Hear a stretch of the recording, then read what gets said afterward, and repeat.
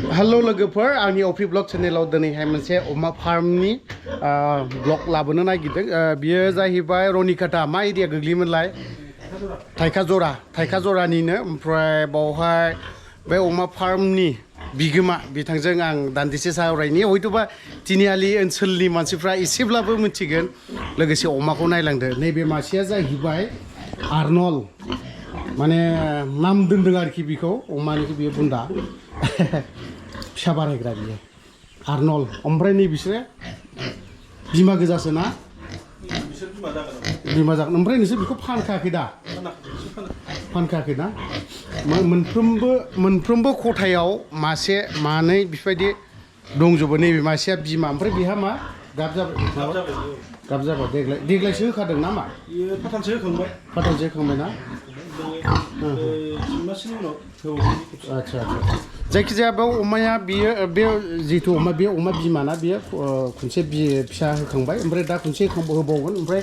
मोनफ्रोमबो बेलाय बेबो बिमा बेबो होखांखाबाय दा फिसा जाफिनबावबाय फिसा होखांबाय बियो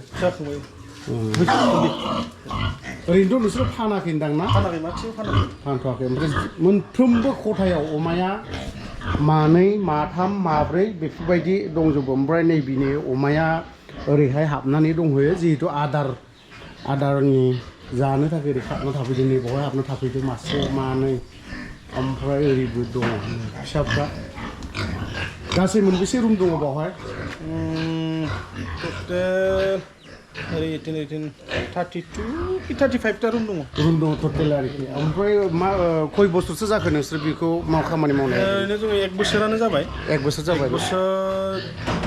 1 मास जाबाय दा 1 बोसोर 1 मास ओरैनो फिसाफोरखौ फानदोंना फानाखै नोंसोरलाय फानाखै ओरैनो दैलि खरस बेसेबांसो थाङो ओरैनो आइडिया दैलि खरस नोङो मेक्सिमाम सानसेयाव जोङो दा गैयाब्लाबो 20 निफ्राय 30 केजिसिम आदार नांगौ जोंनो दा सानसेयाव नङा खेबसेयावनो अब्ला नोङो खमैब्लाबो दिनाव 50 केजि दानाया थाङो आरो 50 केजि आरामसे थाङो बेफोरबायदि जेरावबो दङ अमाया ओमफ्राय मोनफ्रोमबो खथायावहाय अमाया दंफ्रामजोबो आरोखि ना थ' जों एसे नायलाङो अमा फार्मखौ माबासो दङ नै 6था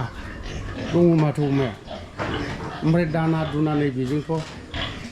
गिदिर नै बेबो फिसा एकदम जाथारनोसै बावला मथा-मथि 15-20 दिननि उनावनो फिसा होगोन आरो बे मा नाम दोनदों बेखौ ओरैनो अमा बियो केट्रिना केप आच्छा बिथांमोननि अमाया साफा मोनफा बिमानि अमा बिमानि नामबो दङ ओमफ्राय अमा बिफानि नामाबो आर्नल ओमफ्राय मासेया माबा रकनो गुबुन नाम दोनलाजोबदों आरोखि बिसोरो जाहाथे बेबायदिब्ला नैबेलाय हायनारि आच्छा बे फिसा दोनाङाखै हायनारियालाय होखांबाय खनफा होजोबखांबाय आच्छा बेफोरनो होनदां फिसाफ्रा सनालि बेन्द्रि सनालि बेबो फिसा होसिगोन ना मा बिबो होखांनानै गाबिन जाफिनदे बेबो आच्छा माबेसे दं बिमाया ओरैनो बिमाया दायो 11टा दं 11टा बिमा दं नोंसोर ग्रुप ना मा ग्रुप दङ जोंनाव साबेसे ग्रुप ओरैनो नोंसोर 11 जन दङ 11 जन ग्रुप आच्छा ओरैनो बे एरियायावहाय बे नोंसोरनियानो अमा फार्मा बेफोरबायदि दङ बर्तमानावथ' जोंल' दङ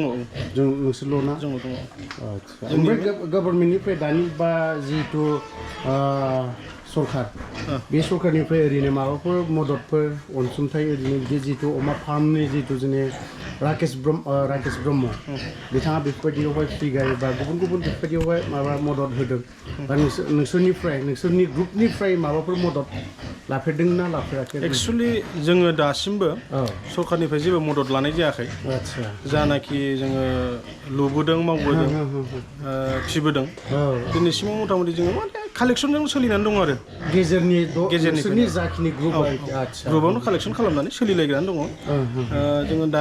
दासिमबो जोङो रावबो सरकारनिसिम मदद बिनो थाङाखै थाङोब्ला हयथ'बा मोननोबो हागौलाय खोमा थांथ'वाखै आरो जोङो जास्ट प्रडाक्टखौ बारायग्रोनायनि उनफ्राव माबा मोनसे थोआ जायोब्ला जों भबिष्यतआव नोंसोरनि बे अमा फार्मखौ बारायनायनि मोनसे माबा दङ जथेस्थ' दङ जोङो गैयाब्लाबो 500टासो जों बिमा खालामनो नागिरदों बेनिफ्राय जोङो माखासे साप्लाइनि सुबिदा लानो नागिरदों आरोखि ओरैनो साप्लाइखौ ओरैनो नोंसोरो बबेसिमहालागै साप्लाइ खालामनायनि प्लेनिंखौ लादों जोङो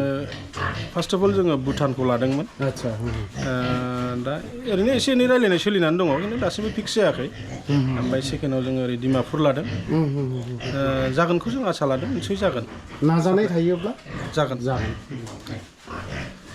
थ' लोगोफोर जोंनि जिहेतु अमानि फार्म ना रनिकाटा बे एरियायावनो नोंथांमोना जुदि नांगौब्ला बा अमा फिसाखौथ' नोंसोर फानदोंना फानाखै ओरैनो अमा फिसाखौ फानथ'वाखै बर्थमानाव जों फानथ'नायबो नङा नेक्स्ट टाइमाव मा जायो नायनि आदसा नेक्स्ट जेनेरेसन ना एबार नेक्स्ट जेनेरेसन बावहाय फाननायनि प्लेनिं लादों नोंसोरो नङा होमबा गायनो हागौ आदसा थिगैनो दङ जायखिजाया आं अमानि जिहेतु फार्माव फैदों अमा फार्मावहाय बिथांमोनाव आरो ब्रयलारफोरनिबो दङ ओमफ्राय बेफोरबायदिनो बिथांमोना अमाखौथ' गासैखौबो आं खोन्थाजोबनो हायासै थेवबो नोंथांमोना आं जाखिनि रायलायनाय बिथांमोननि फार्म हाउस बे उदय बिथांजों आं गोदोनिफ्रायनो लोगोखा ओमफ्राय आरो बिथाङाबो गोदो NDB आफादावनो गोबां दुखु खस्थ' लाबोनाय गोबां दुखु खस्थ'नि गेजेरजों बे अबस्था मोनफैदों बेबो अमा फार्माव दा बर्थमान बिथाङा बेस्थ' जानानै दङ थ' बिदिब्ला आङो नोंथांमोननो दान्दिसे दाउ ब्रयलारनि फार्म दिनैनिफ्राय बिथांमोना बेखौ फाननायनि मोनसे प्लेनिंखौ लागासिनो दङ दाउ ब्रयलारनि फार्मखौबो आं एसे खोन्थानो नाजागोन थुदे बिदिब्ला दान्दिसे नायलांदो